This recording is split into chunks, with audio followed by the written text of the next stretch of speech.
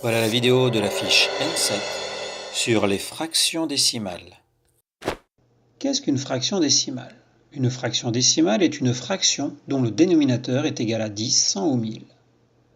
Dans 2 dixièmes, 10 est au dénominateur, c'est une fraction décimale. Dans 36 centièmes, 100 est au dénominateur, c'est une fraction décimale. Et dans 1250 millièmes, 1000 est au dénominateur, c'est une fraction décimale. Les dixièmes. Dixième signifie que chaque unité est partagée en 10. Sur cette droite, chaque unité est partagée en 10 morceaux. Entre 0 et 1, j'ai 10 morceaux. Entre 1 et 2, j'ai 10 morceaux. Entre 2 et 3, j'ai 10 morceaux, etc. 15 dixièmes. Si je décompose 15 dixièmes, cela donne 10 dixièmes plus 5 dixièmes. Et je peux simplifier, 10 dixièmes est égal à 1, donc 1 plus 5 dixièmes.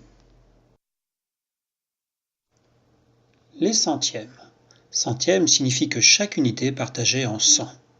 Ici, sur notre droite, l'unité est partagée en 100 morceaux. Entre 0 et 1, j'ai 100 morceaux. 132 centièmes. Si je décompose, cela donne 100 centièmes plus 30 centièmes plus 2 centièmes. Et si je simplifie, 1 plus 3 dixièmes plus 2 centièmes. Les millièmes.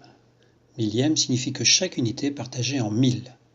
Si on décompose 3568 millièmes, cela donne 3000 millièmes plus 500 millièmes plus 60 millièmes plus 8 millièmes. Si on simplifie, cela donne 3 plus 5 dixièmes plus 6 centièmes plus 8 millièmes. Des équivalences. Plusieurs fractions décimales peuvent être équivalentes.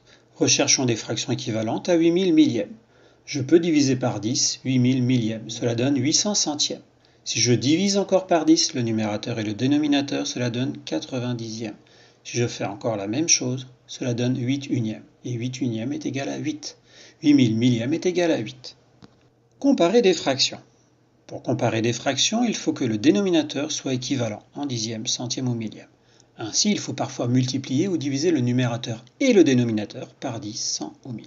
Si je veux comparer 503 centièmes et 64 dixièmes, je n'ai pas le même dénominateur.